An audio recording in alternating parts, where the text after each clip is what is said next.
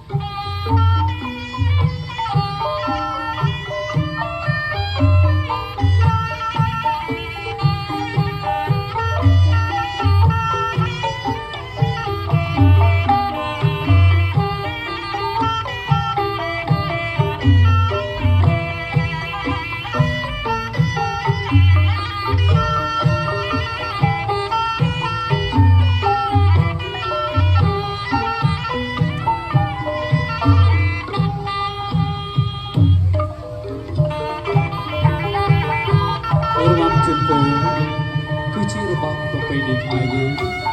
ដែលខ្មែរយើងតែងតែនិយមចូលចិត្តលេង